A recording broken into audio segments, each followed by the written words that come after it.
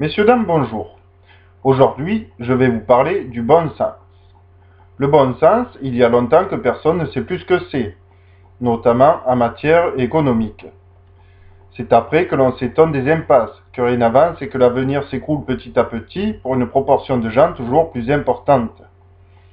C'est ce que nous voyons à la télé tous les jours et dans la rue. Personnellement, je vous déclare que ce système économique, ainsi que ceux qui le promeuvent, sont extrêmement subtils, certes, mais destructeurs dans le temps. Ils ont su utiliser nos petits vices contre la majorité pour s'en mettre davantage dans les poches. Une sorte d'automanipulation en découle dans les populations. Une autocensure où personne n'ose rien changer, car il y a là encore quelques miettes à en tirer, ou alors parce que nous sommes pris par les couilles.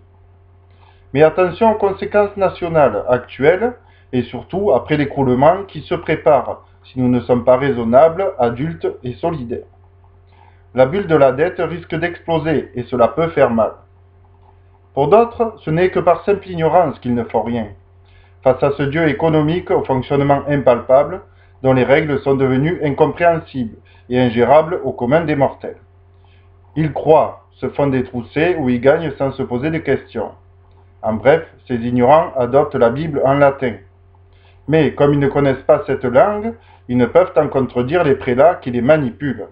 Ceci est bien connu dans l'histoire. C'est là que je me pose cette question. Comment peut-on être assez con pour adopter et vénérer un livre religieux ou une économie déifiée que nous ne savons pas lire dans toutes leurs ficelles, dont l'interprétation peut être changée à souhait? Ceci est extrêmement dangereux. Voilà pourquoi je pense que ce système économique actuel, même s'il fut constructif au départ, possède ses limites et peut vite basculer par l'ego et l'ignorance démesurée de chacun pour des corruptions davantage plus grandes. Il ne doit pas être utilisé sur le long terme, et c'est pourtant ce que nous faisons. Voilà pourquoi je vous conseille d'en simplifier les règles après compréhension et vision des conséquences futures, et de devenir plus raisonnable.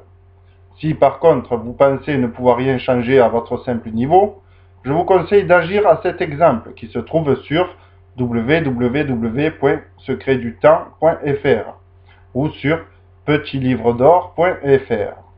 Je vous conseille également de voir ma vidéo qui se nomme « Ce que ne dit pas Dieudonné ». Je finirai par une citation personnelle. Leur corruption est à l'exemple de l'épaisseur confuse du livre de leurs lois.